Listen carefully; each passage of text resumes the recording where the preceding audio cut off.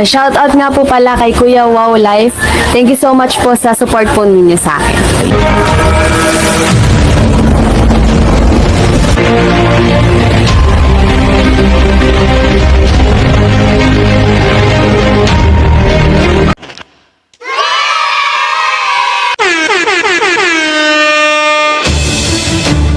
So hello guys, magandang araw po sa inyong lahat dyan at your service. Once again, Wow Life TV.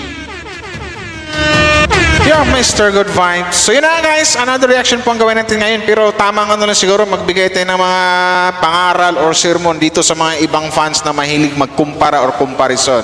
Kasi marami na naman dito, napansin ko, mga post sa Facebook. Actually, hindi natin magano, kumbaga, hindi natin na laliman yung ating mga sabihin. Kasi alam ko naman siguro maintindihan nila. Kasi may mga edad na rin to eh. May mga ano na rin to. Pero bago tayo magsimula guys, shoutout sa lahat ng mga Franjoy fans dyan, mga Genetics, mega love shoutout po sa inyo. At maraming salamat sa mga nag-like and share, sa mga nakasupport ka Wow Life TV. Maraming thank you. Sa mga hindi pa nakapag-subscribe, please do subscribe and click na notification bell. Napupulol ako pag-basher yung content. So ito na nga. Pero bago tayo magsimula guys, siyempre, suportahan ang buong Team Kalingap, Val Santos Matubang, Kalingap Rap, Atina Vlogs, Jack Tapiat sa lahat ng mga Kalingap, Charity Vloggers, and Kalingap Reactors. So ito na nga, may nabasa lang ko sa comment, ito naman, itong picture na to, itong dalawa, si Carla at saka si Joy, close friend yan, nakita ko personal eh. Kahit naman kita nyo sa mga upload sa Facebook, magkadikit yung dalawa, talagang sanggang dikit kung tawagin natin. Ang problema dito yung mga fans, ando na kasi yung comparison na hindi na natin sa bagay, pag sinabing hindi na mawala yung comparison, pero okay sana, understandable kung yung mga nagkukumparahan ay yung mahilig magkumpara, kasi ang dito, ang sister dito, ang nababas si Joy. Maintindihan sana kung yung mga nangbabas, yung tipong 20 years old, 16 years old, yung tipong mga dalaga pa, yung mga bagong sibol. Ang mahirap nandito, like dito kay tawag nito. Like dito kay, name nito, may edad na. Sabi ko, bakit naman ganon? Ba't ang hilig magkumpara? Saan ba yun? I-download nyo natin to. Ganyan, para makita nyo. Leonora Bernal. Shoutout Leonora Bernal. Alam ko fans ka sa isang love team. Pero, may edad ka na kasi. Yung Facebook mo nakalock pa. Taga Cavite ka. Parang yung karamihan ng basher ni Jude, taga Cavite. Sabi dito, ingat sa katabi mo, Carla Bells. Baka may ahas dyan. Makiramdam ka. Love you both, Jumcar forever. So, ibig sabihin na fans siya sa Pero, bakit gano'n natin? Nagmukha kang parang bata dito sa mga sinasabi mo. Samantala yung dalawa sa personal, between Carla and Joy, magkasanggang dikit yan. Magkaibigan sila. Dikit sila. Magkadikit na kaibigan. Pero ikaw lang at Leonora, imbis na ikaw na may edad ka, dapat alam mo na eh. Dapat alam mo na kung ano yung mga tama at mali, kung ano yung tamang sasabihin at kung ano yung mga mali na hindi na dapat sasabihin. Pero ikaw dito, tinawag mo pang ahas. Makaramdam ka, wala namang ibang katabi. Diba? Wala namang iba eh. Bakit ganun ang galit mo kay Joy? Dapat, as a fan ng Kalingap, dapat andun yung one Kalingap, one family. Dapat ganun. Huwag iwasan magkumpara kasi ang dami kayo. Pero ginawa lang kita example Ate Leonora. Kasi hindi po kaya yung mga sinasabi mo dito eh. May mga edad na po tayo. Kaya ayos naman yung dalawa eh. Dapat maayos din tayo. Dapat magkasundo-sundo ang lahat. Ganun lang. Matutuwa ka ba kung yung ibang fans sasagutin at ibabash yung idol mo? Masasaktan ka rin. Kung gagawin din ng ibang fans kung sasabihin din ng ibang mga fans yung mga sinasabi mo dito sa fans nila, anong maramdaman mo? Di magkaroon ng gulo. So, tamang payo ko lang po sa inyo, kasi may edad na po tayo, ibagay po natin ang ating mga komento sa edad po natin. Kasi kung mag-asal bata ka pa, para mag-asal dalaga ka pa, ang sagwa po tingnan. Samantala naman, in real life, Carla and saka si Joy, maayos naman silang dalawa. Nagpapaniwala ka sa mga sinasabi ng mga bashers na si Juma, si Joy, gito ganyan, bla bla bla, etc. Para kang sungak-sungak niyan. May edad ka na po. Dapat hindi ganun. Ayos-ayos naman sana. Huwag ka mang-bash. Huwag ka mang-bash para lang maiangat mo yung idol mo. Huwag ganun. Dapat sabay-sabay natin iangat kasi parihong produkto ng Kalingap yan. Parihong alaga niya ni parihong ang nag-ano niya kundi si Kalingap Rap. Yung mga beneficiary ni Kalingap Rap yan. Bakit dumating pa sa puntong magsalita ka ng ganyan? Tawagin mo pang isa na ahas. Sino bang inahas niya?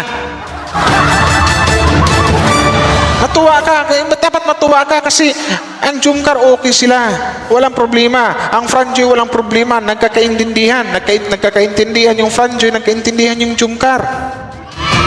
Hindi yung magsalita ka ng ganyan kasi my God, may apo ka na, may mga anak ka na, tapos ganyan pa yung mga sasabihin mo. Ganyan yung mga lumalabas sa bunganga mo. Nababagay ba sa'yo? Matanong ko lang, nababagay ba sa edad mo? Pangit! Kung hindi mo gusto itong isang tao na to, huwag ka na magsalita ng mga sama. Dapat alam mo na yan kasi may edad ka na. Di ba? Tapos nakalock profile ka pa. Matanong ko lang, fans ka ba talaga or basher ka?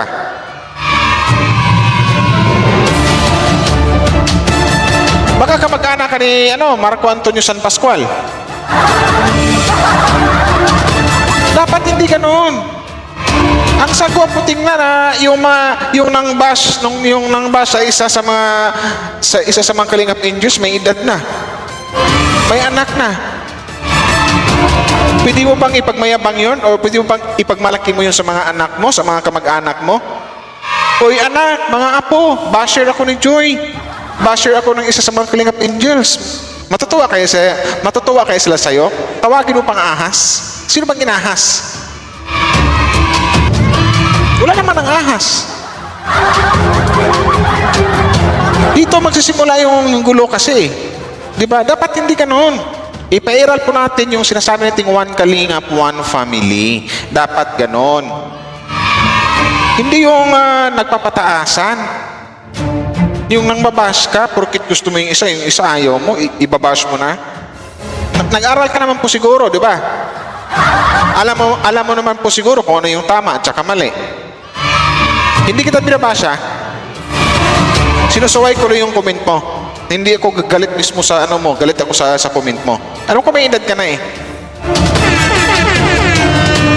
Dapat hindi ganon, matawag mo na ahas. Ikong seryosohin ka. Comment down below kung sino bang inahas. Ingat sa katabi mo, Carla Bells, baka may ahas dyan, makiram. Di ba? Huwag ganon. Pangit may isa pang nag-comment dito. Bakit may naligaw dyan? Palagi na lang nakabuntot yan. Bakit gusto palagi kasama yan? What's happening? Oh my gulay. Siguro oh my gulay. Ayaw siguro iwanan niya. Real talk lang. Sarah Jean Montes. Sa tingin mo, real talk yung sinasabi mo? Real talk or pambabastos? Patingin ang Facebook mo. Sarah Jean Montes. Ganun din. May edad ka na rin. Bakit ganun? Ang sagwa, tingnan na nang babash kayo, ganyan yung sasabihin nyo, hindi na naaangkop or naaakma sa edad nyo.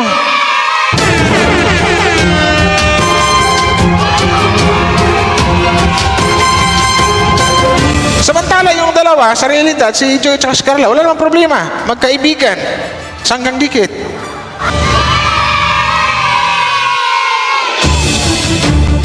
Pero kung makapag-comment kayo, para kayo mga bata na kailangan pang disiplinahin, kailangan pang sabihan kung ano yung tama at kung ano yung mali, kung kailangan pang sabihin na huwag mong gawin yan kasi bad yan, dapat ito gawin mo. Hindi na nababagay sa inyo kasi may mga edad na kayo.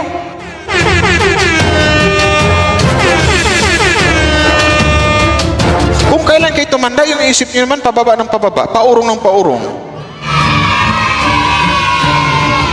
Bakit?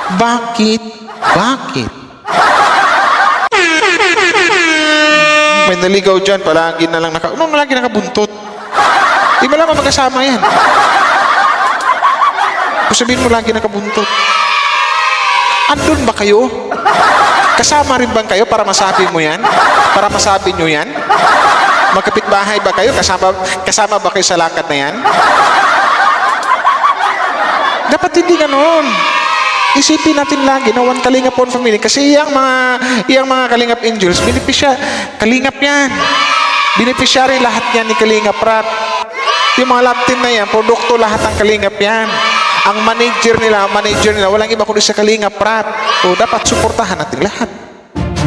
Bakit ganyan yung mga sinasabi nyo? Diba? Next time kung mag-comment kayo para hindi na kayo mag-content, ayusin nyo. Kung hindi nyo gusto, iwanan nyo. Huwag na kayong mag-iwan ng mga masasamang salita. Kasi mahirap na. Baka mayroon din sasagot ng ibang fans laban sa idol nyo, magkaroon ng gulo. Yun. Sarah Jane Montes at saka ikaw, Leonora Bernal.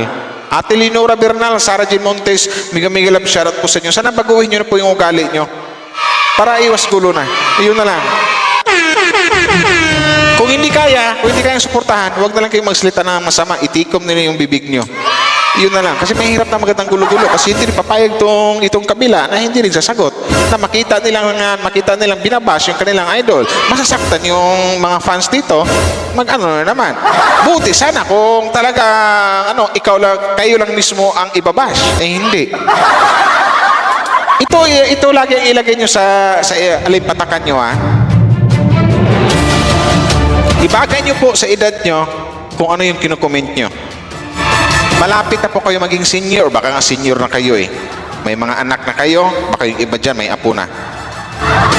Yun lang. Para iwas gulo, pagmahalan tayong lahat, magsuportahan tayong lahat. Okay?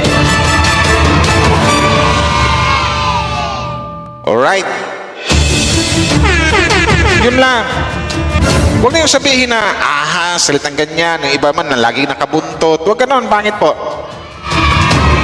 Hindi po tayo, parang hindi, may edad na kayo, hindi pa kayo, may mga edad na kayo, hindi pa kayo matured mag-comment.